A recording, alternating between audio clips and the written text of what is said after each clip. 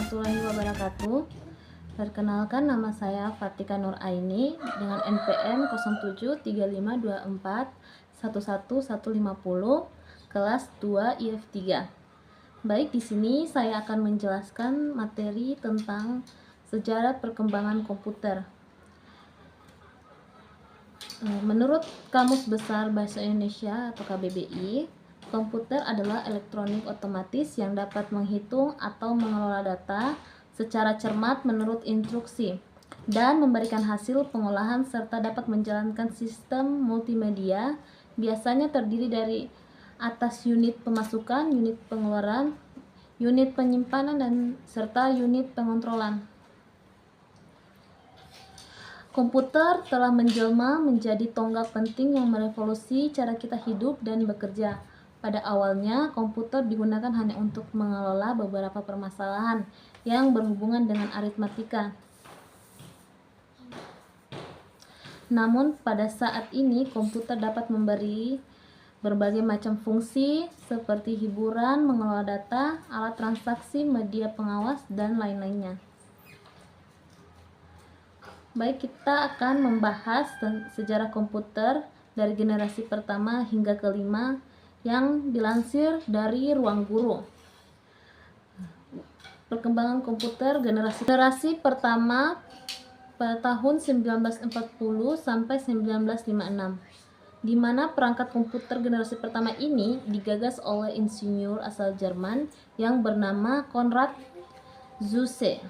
Komputer ini dikembangkan untuk desain pesawat, peluru, dan peluru kendali. Komputer generasi pertama ini sangat mahal dan besar, misalnya ENIAC. Komputer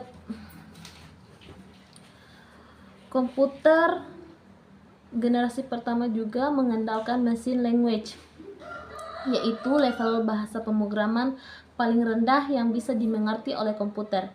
Bahasa pemrograman ini hanya bisa menyelesaikan satu perhitungan setiap waktu serta butuh berhari-hari atau berminggu-minggu untuk menyetel perhitungan baru. Selanjutnya masuk ke generasi kedua, yaitu pada tahun 1956 sampai 1963. Perkembangan generasi kedua ini ditandai dengan diciptakannya transistor untuk menggantikan tabung hampa.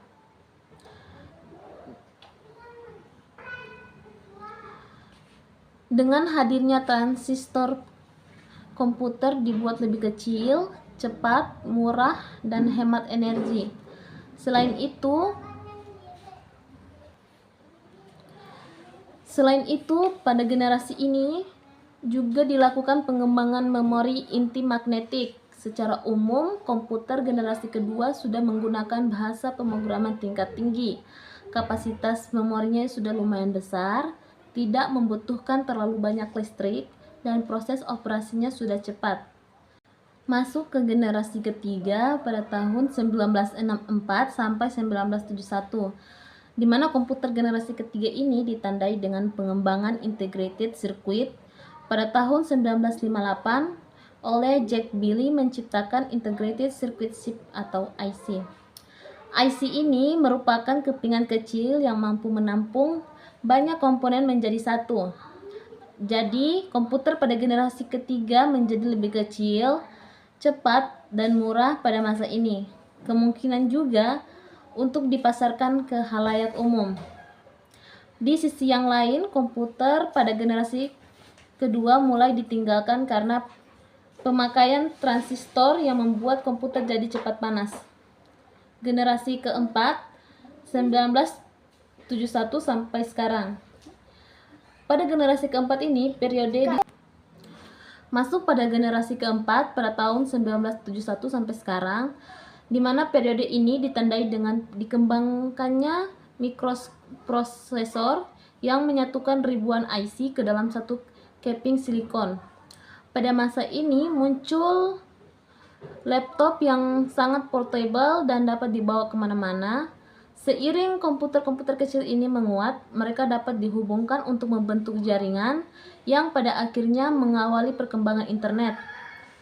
Komputer generasi pertama yang besarnya hingga mengisi seluruh ruangan, komputer generasi keempat sudah muat dalam genggaman manusia.